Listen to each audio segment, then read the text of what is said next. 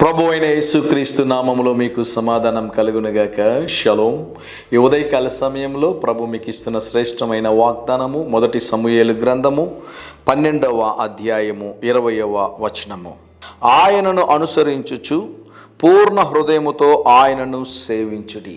ఇశ్రాయేలీలు దేవునికి విరోధంగా పాపం చేసిన తరువాత వారు కడు దీనస్థితిలోనికి చేరుకున్నప్పుడు వారు తిరిగి దేవుని వైపుకు తిరిగారు.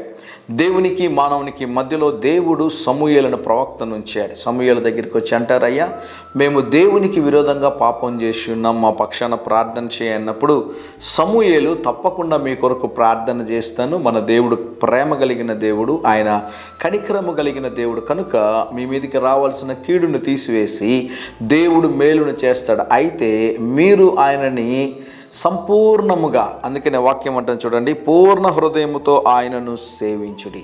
ఎంతవరకు పాపం చేశారు కదా, దేవునికి దూరం అయ్యారు కదా, దేవునికి ఇష్టం లేని కార్యాలు చేశారు కదా, ఇప్పుడు తిరిగి దేవుని దగ్గరికి రావాలనుకుంటున్నారు కదా, నేను మీ కొరకు ప్రార్థన చేస్తాను, అయితే మీరు పూర్ణ హృదయముతో దేవుని సేవించవలెను.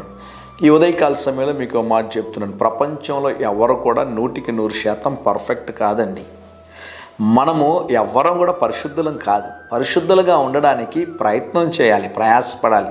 ఒకవేళ మీరు కూడా దేవునికి దూరమై దేవునికి ఇష్టం లేని కార్యాలు ఏవైనా చేశారేమో, అయితే ఈ ఉదయకాల సమయంలో ప్రభు దగ్గరికి తిరిగి మీరు రాగలిగితే, పూర్ణ హృదయంతో దేవుని మీరు ఆరాధిస్తానని మీరు ఒక మాట చెప్పగలిగితే మీ కొరకు నేను ప్రార్థన చేయాలని ఆశపడుతున్నాను.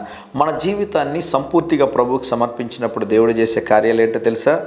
ఆశ్చర్య కార్యాలు దేవుడు చేస్తాడు, అద్భుత కార్యాలు దేవుడు చేస్తాడు, ఊహకందని కార్యాలు దేవుడు చేస్తాడు. కనుక మీరు కూడా చెడుని విడిచిపెట్టి దేవుని వైపుకు తిరిగిన ఎడల దేవుని మంచితనం అంతా మీ ఎడల దేవుడు కనపరుస్తాడు.